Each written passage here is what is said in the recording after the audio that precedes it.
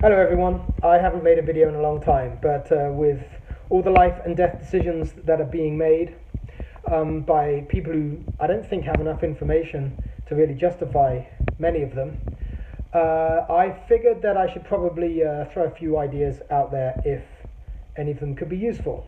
And once you've heard this, I guess you get to decide if what I have to say is useful. One of the most important things I want to say is, look, exponential curves go down as well as up.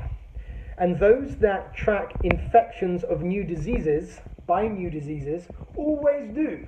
They always go up exponentially, they hit a peak, and they come down exponentially. Curves, on the other hand, that track the exercise of power by the powerful, they don't tend to come down at all. The 9/11 terrorists didn't do to us any of what we did to ourselves in reaction.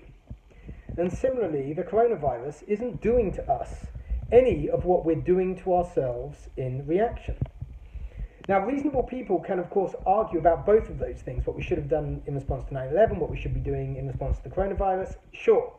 But let's all remember that our passions and our opinions are mostly driven by media coverage, crowd psychology, and usually quite a lot of politics.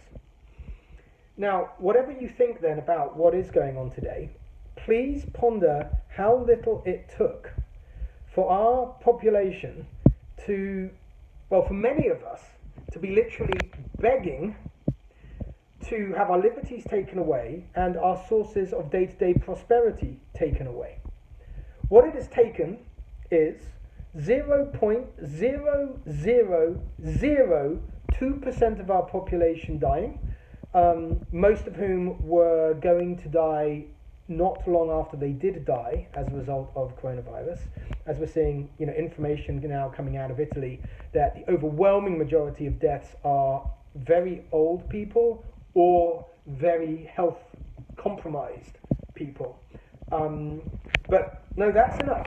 Those numbers plus some big scare stories is enough to make us all want to, in many cases, tank our economy, which of course is going to also result directly and indirectly in the loss of life over the short and long terms. Now, please think about this. If you are not thinking that people who love to exercise control over others aren't watching this, taking notes, and maybe revising their strategies accordingly, then I think you're probably missing the real terrifying long-term consequences of what's going on right now. Look, it's completely reasonable to be scared about COVID-19, but it is not reasonable at all to not be scared about our response to it.